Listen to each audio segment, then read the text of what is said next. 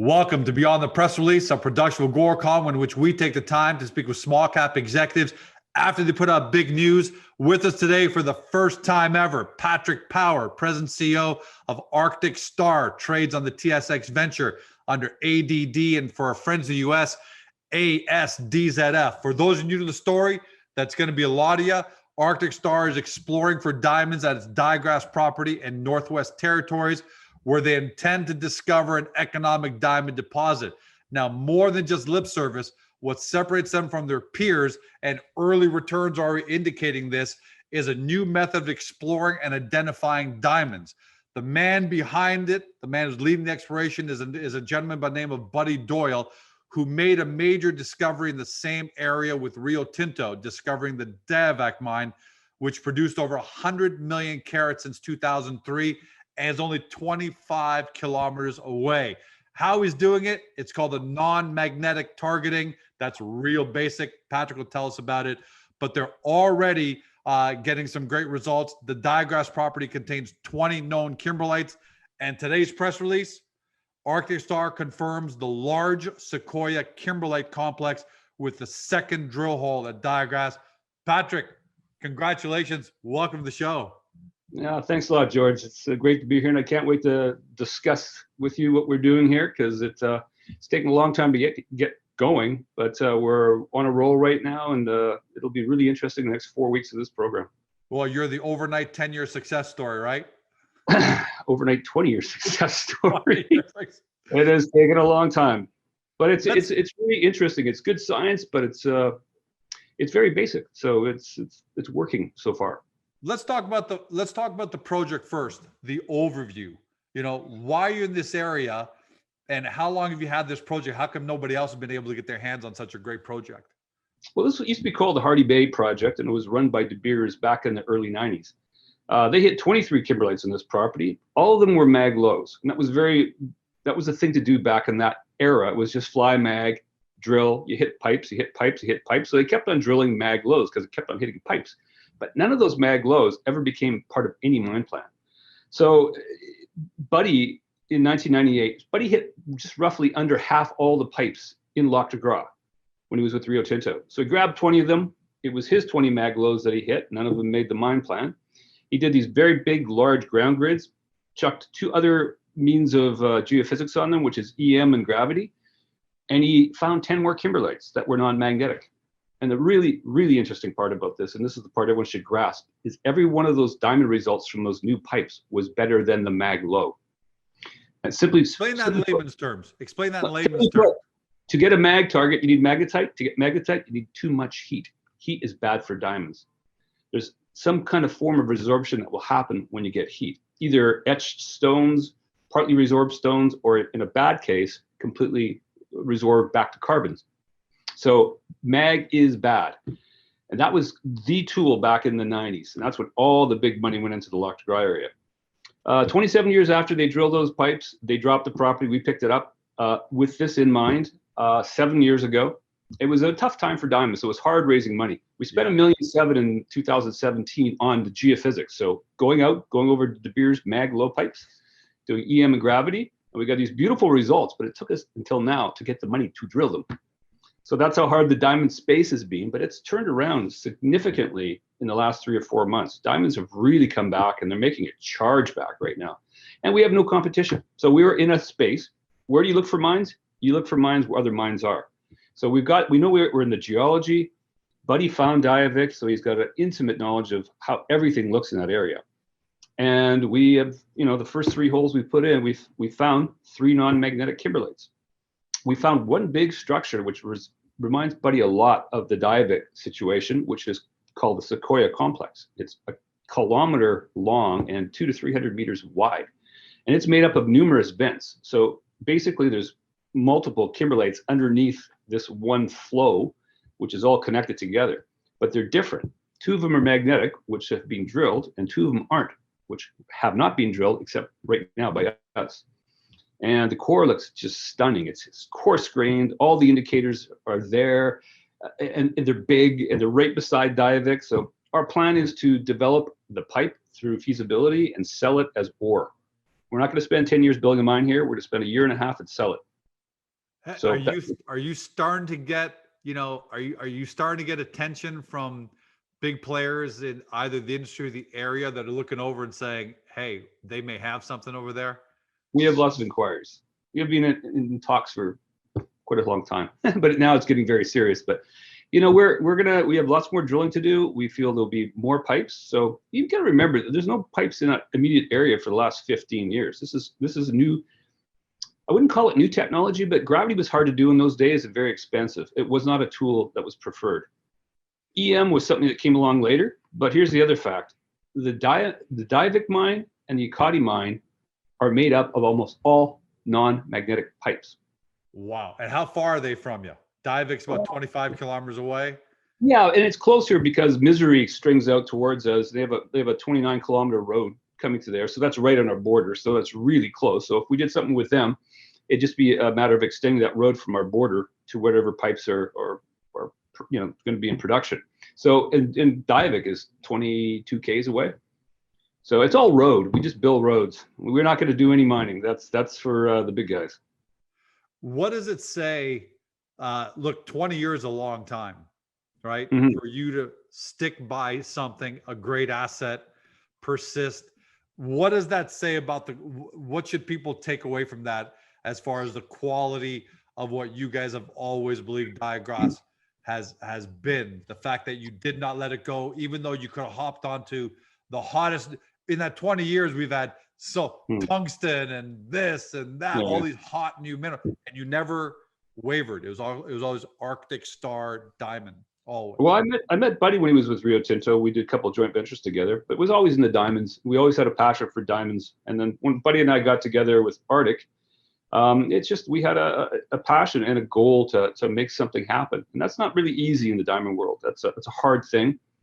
It just and when you're with someone like Buddy, who has this unbelievable education and understanding of what we're doing here, and when he sits down and he shows you why you should be excited, after decades of being with him, I kind of get it. This is really exciting stuff. The competition's gone away, so no one's looking over our shoulder as a junior, so we don't have to worry about those kind of things. So we just kind of put our properties together, did the best we could to raise money at the time. That was, for a lot of the period of time, it was very difficult, but now it has literally turned around, and there is a ton of attention and interest in it right now. So it's going really well. Why is diamond exploration back in vogue after it had been gone for so long? Is it just cycle, because nobody's been doing it, and there's there's a need to be filled because everyone left it? It became at a point no one was having successful results. You had two big mines come in, you had Goucher come in after that, but that's about it. You weren't seeing success. You weren't seeing another diamond mine by a small junior come into existence. So slowly and surely, I mean, this took 20 years, but it became, there's only a couple diamond explorers out there, and we're one of them. And we were quiet for a while until we could raise money to drill this project. This has been drill ready since 2017. So that's how long it took.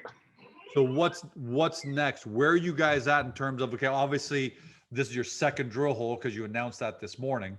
How much more drilling? What's the plan? We're on the third target right now.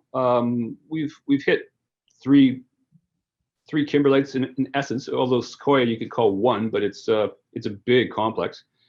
So we've hit 2 Kimberlites or 3 Kimberlites, whatever we want to look at it that way. We're on our next target now. We're having a little bit of weather up there, so we've been delayed 2 days, but we're on the 4th target right now, and we'll hopefully in the next 6-12 hours we'll be drilling that. And it's a really nice strong EM between 2 De Beers pipes called Kong East and Kong West, which were very magnetic. They're here and here, and right in the middle is this beautiful non-magnetic EM target. And I mean, it's beautiful. So that's going to be drilled, tested next, and I think we're going to have some more interesting results coming out of that. And then we're in the process of splitting core and sending it to Yellowknife, which it gets bagged, and it's going to be sent to CF Minerals, Chuck Ficky's lab in Kelowna, where it would be fused for diamonds. So that process is going to happen with all the pipes that we hit. You'll see probably two weeks between each one, because we split and log and then bag and ship. So it's we're really happy we're getting this done, because in the COVID world, we have an entire Northwest Territory crew from top to bottom. Aurora Geosciences is running the whole overall program for us. They're from Yellowknife. Every contractor they have within is from Yellowknife and somewhere in the territories. So otherwise, we couldn't really pull off the program. So logistically, we've managed to do that. How long will you guys be drilling for with the money you raised and the money you got in the bank? How far does it take it, Patrick? It takes us to whatever we want to do here, but the real constraint is we lose the ice, and that'll be we're actually programmed to stop May 21st right now. So we'll be finished that, and then the process of doing all the fusion will be well underway. So we'll get some diamond results from these kimberlites we're hitting. And all of them are non-magnetic, which is cool. And then what happens after that? Is that more of a regrouping, strategize, let's see what we got and plan next steps? Or is the seasonality say you got to end there? No, we've tagged on some more ground to the northeast on the trend. So we might be doing geophysics. We can do geophysics and should do geophysics in the summer and later spring, but we can do geophysics on the new ground. We just do EM and probably airborne, so not on the ground, but big airborne surveys. And then we come back in the spring and go back to the holes that had significant diamonds in them and drill more. And then probably drill some new targets as well, because we have some just beautiful targets. They're really non-questionable targets. We're never looked at in an EM or gravity sense. Well, on that end, I want to read a quote here from Buddy Doyle in today's press release, where he said, "Models are a generalization, and we soon found bodies that had complex shapes, and we saw examples of multiple kimberlite events forming larger complexes. The EM, gravity, and mag signatures at Sequoia suggest this is what we have here. Our drilling now has confirmed that this known kimberlite is only a smaller part of a much larger complex." Yeah. That takes work. For that to come out, look, if that came out of George, you'd be like, yeah, what do you expect George to say? You know, but when something like that comes out of Buddy Doyle, how should shareholders, take that, and how does the industry take that? Well, two things. Shareholders should be really, really happy because Buddy's very, very conservative. He's a geologist, and everything has to be half empty. It's just the way he thinks. He's always looking for, well, it could be this, it could be that. He's extremely bullish on this, and that's just a great thing for shareholders. But on the bigger company sense, I mean, people, Rio Tinto and De Beers look to Buddy for answers, and wow, these are really interesting answers, and it'll be interesting. We're going to do the best for our shareholders to get the most value. So whatever opportunity comes our way, we'll sit down, we'll go over it, but it has to make sense for our shareholders. Shareholders should be very, very comfortable with what Buddy's saying, because I certainly am. Well, he's a very, very smart guy, and he's done this for a very long time, and has had some pretty awesome success. Well, Patrick, we'll leave it there. There's a whole lot more we can talk about, but it sounds like you got more drills, more results are going to be coming out in the month of May, and you're going to be back. But in the meantime, congratulations on what you guys have achieved in terms of early success, and can't wait to see what you guys are going to be able to come up with here in the month of May. Oh, thanks a lot, George. We'll be excited to talk to you again. We'll make sure we're going to have you. Okay. To everybody at home, you've been watching or you've been listening by podcast on Spotify, Google, Apple, your favorite podcast platform, to Patrick Power. He's president and CEO of Arctic Star, trades on the TSX Venture under the stock symbol ADD. For our friends in the US, ASDZF. Look, diamond drilling hasn't really been around for a while. So there's a lot of, for new investors, there's a lot of, hey, what is this? Do some due diligence to really get back in and understand what's going on here. So two things to do. First, head over to the Arctic Star Hub on Agoracom and take a look at the profile page, because we know that this is geology. It's not the easiest thing to understand the world, but what we've done is given you a really great layman's overview about everything about the company. So you can get that first general knowledge. And then when you're ready, because you're armed with that general knowledge, dive into the Arctic Star website to do your deep dive. And you can do that obviously by linking from Agoracom and do your due diligence. We can't tell you what to do at this point. You got to do the work, but do the work, because remember, behind all this is Buddy Doyle, who has had a track record. He's got a major discovery of diamonds in the exact same area. just 25 kilometers away. That's produced over 100 million carats since 2003. If he's saying he thinks he might have something here, you got to listen to him. You got to watch, and you got to track Arctic Star and make sure they're on your radar. Don't say we didn't tell you so. Have a great day. See you next time.